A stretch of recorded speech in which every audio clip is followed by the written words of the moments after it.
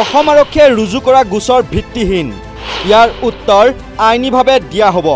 মুখ্যমন্ত্ৰী হিমন্ত বিশ্ব শৰ্মাৰ সাম্প্ৰদায়িক ৰাজনীতিকো তেওঁৰ নিজৰ বক্তব্যৰ ওপৰত ভিত্তি কৰি তথ্যৰে আলোকপাত কৰিছিল অসমৰ এজন ন্যায়াধীশৰ বক্তব্যৰ কথা উল্লেখ কৰিছিল য'ত তেওঁ অসম চৰকাৰে মহাবল চিমেণ্টক ৩০০০ বিঘা মাটি দিয়াৰ কথা উল্লেখ কৰিছিল আৰু সমালোচনা কৰিছিল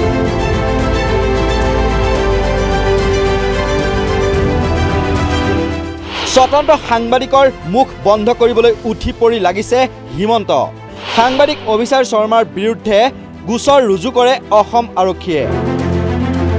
কিন্তু এতিয়াও সাহসী সাংবাদিক গৰাকীয়ে প্ৰত্যুত্তৰ দিবলৈ এৰা নাই মুখ্যমন্ত্ৰী হিমন্ত বিশ্ব শৰ্মাৰ লগতে অসম আৰক্ষী হয় ভাৰতৰ সাৰ্বভৌমত্ব ঐক্য আৰু অখণ্ডতাৰ প্ৰতি ভাবুকিৰ বিষয়ে কৰা আলোচনা কৰা ভাৰতীয় ন্যায় সংহিতাৰ 152 নং ধাৰা 196 আৰু 197 নম্বৰ ধাৰাত অসম আৰক্ষীয়ে দিল্লীস্থিত সাংবাদিক অভিচাৰ শৰ্মাৰ বিৰুদ্ধে বৃহস্পতিবাৰে এফআইআৰ ৰুজু কৰে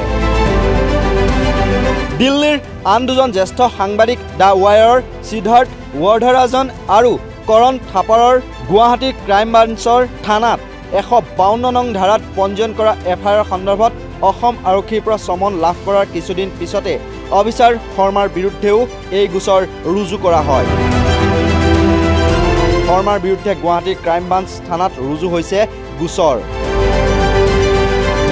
গুৱাহাটীৰ বাসিন্দা আলোক বৰুৱাই যোৱা 8 আগষ্টত শৰ্মাই নিজৰ ইউটিউব চেনেলত আপলোড কৰা এটা ভিডিঅ'ৰ বিৰুদ্ধে দাখিল কৰা এজাহাৰৰ ভিত্তিত শৰ্মাৰ বিৰুদ্ধে এফআইআৰ দাখিল কৰা হৈছে ভিডিঅ'টোত শৰ্মাই শেহতীয়াকৈ গুৱাহাটী উচ্চ ন্যায়ালয়ৰ ন্যায়াধীশ সঞ্জয় কুমাৰ মেধিৰ মন্তব্যৰ উল্লেখ কৰি জনজাতীয় ডিমা হাছাওত ৩০০০ বিঘা মাটি কিয় দিছিল বুলি প্ৰশ্ন কৰিছিল আৰু মুখ্যমন্ত্ৰী হিমন্ত বিশ্ব শৰ্মাৰ বিৰুদ্ধে তেওঁ অভিযোগ উত্থাপন কৰিছিল যে তেওঁ সাম্প্ৰদায়িক বিষবাষ্প বিয়পাইছে আৰু কেনেদৰে বিয়পাইছে তাৰ মন্তব্যও তেওঁ প্ৰকাশ কৰিছিল তেওঁৰ শ্ব'ৰ জৰিয়তে ইপিনে অসম আৰক্ষীক প্ৰত্যুত্তৰ দিবলৈ এৰা নাই অভিচাৰ শৰ্মাই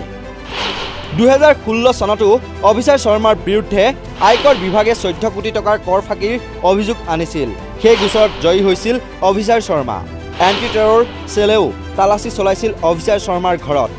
শাসনত থকাসকলক প্ৰশ্ন কৰা সাংবাদিকৰ জীৱন কেতিয়াও সুচল নহয় এনেকুৱা ধৰণৰ এফআইআৰত কেতিয়াও ভয় নাখায় অভিচাৰ শৰ্মাই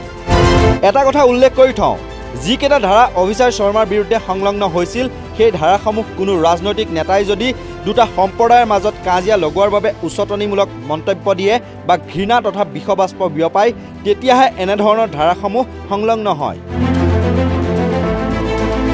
যিকেইটা হৈছে 152, 196 আৰু 197 যিবোৰ সত্যহতে মুখ্যমন্ত্ৰী হিমন্ত বিশ্ব শৰ্মাইহে কৰি অহা দেখিবলৈ পোৱা গৈছে কিন্তু তেওঁ বিয়পোৱা সাম্প্ৰদায়িক বিষবাষ্পৰ বিৰুদ্ধে যদি কোনোবাই বাতৰি কৰে বা ৰাইজৰ আগত যদি সেইবোৰ উন্মুক্ত কৰে তেতিয়া সেই সাংবাদিকৰ ওপৰতহে ৰুজু কৰা হয় সাম্প্ৰদায়িক বিষবাষ্প বা দুটা সম্প্ৰদায়ৰ মাজত ঘৃণা বিয়পোৱাৰ গোচৰ নিউজ ডেস্কৰ ৰিপৰ্ট নৰ্থ ইষ্ট নাও